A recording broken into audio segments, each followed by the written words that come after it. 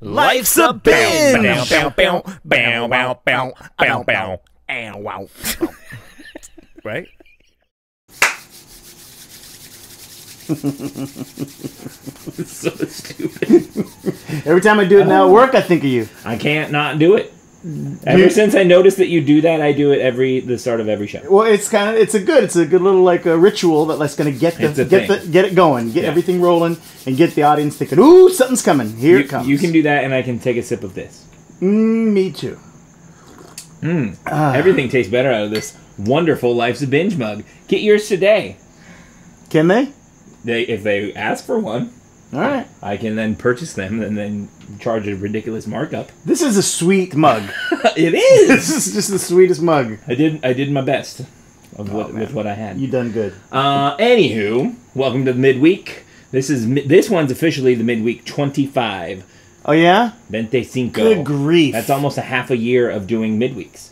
That means we're coming up on 100 altogether. Yes. Soon. But again, these don't count towards that. So they don't. 100 full episodes only. But we're talking about a wonderful film, as we've been doing lately, the film called Forrest Gump. Now, what's different about this one is that out of the ones we've talked about recently, yeah, this one was a successful hit. It was a very big hit. Big Oscar winner, movie. Best Picture, I think.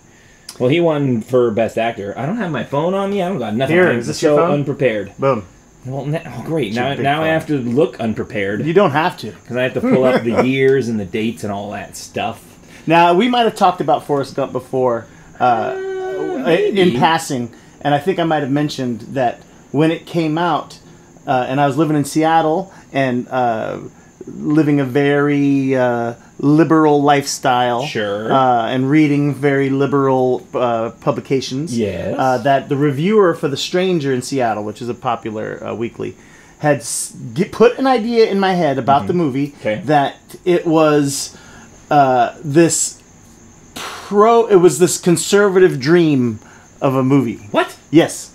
That the idea was that you could be as dumb as a stump, dumb as Forrest Gump, but as long as you love your mama, as long as you serve your country, sure, as long as you tell the truth and do the right thing, right, that you can do anything you want. Yeah, it has that agenda has nothing to do with the film. It absolutely does not, but it did soil me for it. And and I really regret it in a way because it's a brilliant, beautiful movie. And what I think is brilliant about it is it's like a history lesson told through the eyes of this completely innocent bystander, and it's just great. It is. It's like a slice of America. And he has like a hand in everything. You know what I mean? Where like he does everything. It's like there's no way somebody could live this life. It kind of reminds me of Big Fish in a way. Yeah. You know, that everything, the stories, he tells a story, they're and more he's got elaborate and bigger. And yeah. Only he was actually there. In story. Right. In story. Right. He was telling the truth. Do we need to move? According to we're good. According to the movie, he was telling the truth. So yes. But so just the very beginning and how he is living at home in the big house and Daddy's on vacation, so he's gone, which just basically means he's gone. He abandoned them, and we don't know why. You can assume that it's because of the fact that he has a mentally challenged son. You could kind of make that assumption. Do they imply that? Like, not really, but like they leave it up. They leave it open. Yeah, and so. He's mentally challenged. He's got, braces on his legs. He's like, whatever, down and out on his legs. So anyway, Mom opens the big bed and breakfast, and, he meets Elvis, and the way that he walks with his leg braces convinces Elvis to do his Elvis thing. You know what I mean? Like, yes. Like he has this influence on American history. It's like starting in like the early 50s, like through, the early 80s. That guy was Elvis Presley. Yeah. That's so funny. I remember that there were all these like little, coincidences and people showing up and him crossing paths with all these famous people. But I kind of forgot about that Elvis Presley. That's how Elvis Presley started to do his dance. Now, I love this movie a lot, and I've seen it many times. I know you're not as well versed in it. But I'm not as well versed, but I have seen it, and I really liked it. It's very enjoyable film. And just like I said, the history lesson of it and the soundtrack to this movie is great. It's just like, it starts in the 50s and it just goes till the 80s, basically. Who directed that? This movie? Was it Zemeckis? I believe it's Robert Zemeckis. I'm Okay. gonna look. That's what my instincts say too. I'm pretty sure And that he had. that it was Robert Zemeckis. It was Robert Zemeckis. Correct. Yeah. And it was based on a book. I never read the book. I didn't know it was based on a book. I don't until read after. and so there's there's that. So I didn't know until after, but I'd imagine that the book can't be better.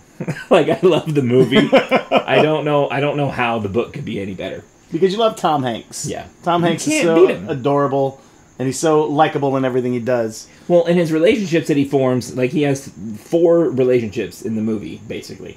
He has the relationship with his mother, he has the relationship with Jenny, he has the relationship with Bubba, and he has the relationship with Lieutenant Dan. Lieutenant And Dan. that's basically it. Like, those are the only 4 people that get him. Mm-hmm. You know what I mean? Everyone else just thinks he's like this stupid R-word. Now, do they ever say that he has a particular condition? They just say he's slow. That's all they say. Forrest is kind of slow. Right. Huh. And that's, that could just be it. But I don't know. The relationships that he forms and how and the difference between all those people. Like, his mom loves him and tells him he can do anything. Mm-hmm. That's, kind of a standard quote unquote relationship that one has with their mother. If you're lucky enough to have that relationship, I should say.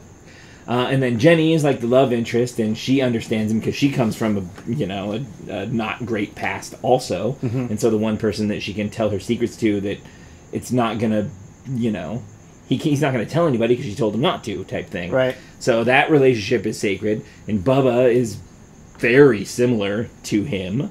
And right. Then Lieutenant Dan, who's the complete opposite of him, but I don't know. I could dissect this thing for hours.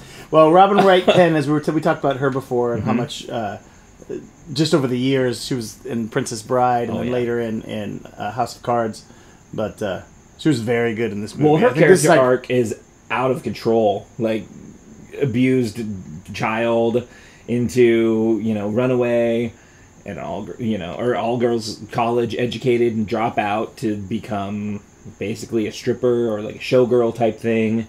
Into like the drug era of the 60s and 70s, into becoming a hippie in the 70s, into then like, it's like she spans the decades very well.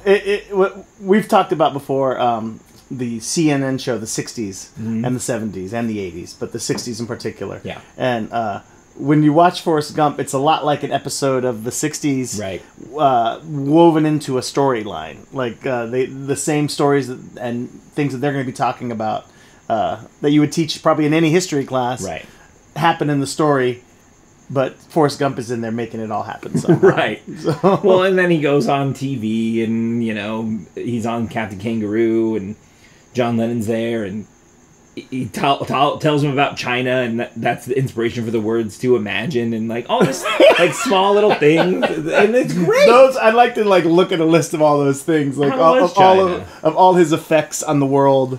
What Forrest Gump was responsible Oh, yeah. for. I like that he's responsible for that. He was responsible for Elvis Presley's Shimmy, Right. And I know there were a whole bunch more. Shit happens, and the Have a Nice Day T-shirt, and I all just the- decided like, have a nice day. All That's not a good Right. Forrest Gump. Dang it.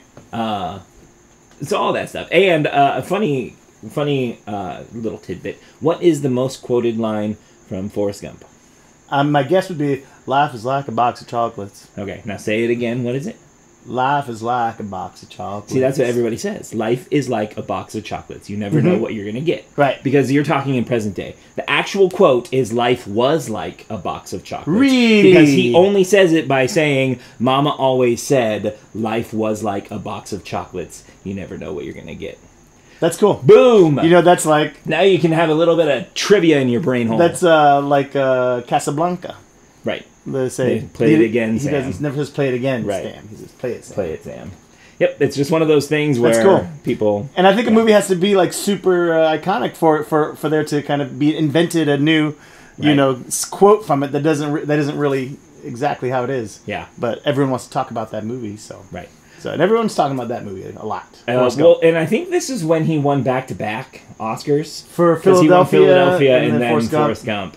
And it was like right in the prime of like Hank's Hollywood. We're still in it? No. I mean, But no, it was definitely peaking. Like Philadelphia. Oh my God. Yeah, we'll talk about that one coming up soon. That's a heavy one though. It is heavy. We haven't really done any heavy ones, really heavy ones. We could do a. We'll get on that though. Yeah, but he kills that. He kills that. So good. And then the next year he does Forrest Gump and kills that. Right. But well, I think this movie came out right around when Shawshank did, and it's kind of a bummer because like everyone's competing against Tom Hanks, and they're like, "Well, duh, he's gonna get it." Like, right. And so it's kind of Tim Robbins got robbed. Do you think? Well, anyone else in Hollywood, those 2 years is just like, well, thanks, Tom. That's what I mean? That's Meryl Streep every year. Yeah. Like, oh well, I'm not gonna win this year. Yeah. But I did compete against Meryl Streep. That's true. That's great. Or maybe it was, I'm thinking of Tombstone and Val Kilmer, because he deserved something too. But that movie got totally eclipsed. Anyway. That's when we got to talk about too. Topic. But all the things that he does and just like the lessons of it where, you can do anything if you just have that positive attitude and that, the can-do spirit, you can accomplish anything. Like meeting the president by playing ping pong. I believe he said he had to pee. Yeah, exactly. And there's... dang it. Gone? No, it's going to come back, but... I don't think we got time for that. Okay, I remember now. Ain't nobody got time for that. So, the best part, or one of the most... thing that probably cemented his best actor win... Is the end. Yes, where he's asking about his child. Oh! Not only that, but okay, that whole ending sequence. That part to me was like and he's like, is he smart? Right? Or is he, that was. Oh my goodness! Because so what Tom Hanks does better than anybody is he almost cries. Like it's much more powerful to see somebody almost cry than it is to see them like tears. But another thing at the very end when he's at spoiler alert when he's at Jenny's grave. And he's like, he has the letter, and he's like, Little Forrest wrote your letter. He said I couldn't read it, though. I freaking cry like a baby every single time. Every time. I'm going to have to... He's like, I can't... He said I couldn't read it. And then he gets all teary-eyed, and he's like, he's so smart, Jenny, so smart. You're like, dang it! Dang you, Forrest! Dang you, Robert Zemeckis. Yeah. Well done. So well done. But everything from, like, the feather floating to the Forrest Gump theme song to all of it, it just... I freaking love it. Oh, I'd like to watch it again now recently though because at that time it was such cutting edge technology the intertwining him with into like footage. Everything. It still holds up. Okay, good. It's not 100%, but like since it's grainy footage anyway, it holds up. Yeah. Sometimes you see that and you see it differently done and you're like, but yeah, that's the way they used to do it. Talking about politics and race relations and all that stuff, it's still relevant today. So check out Forrest Gump starring Tom Hanks and Robert Wright Penn and Gary Sinise. And see why he won the best actor for that year. Yeah. Anyway, this has been Life's a Binge Midweek. I'm Jarrod. I'm BJ. And we'll see you on the couch.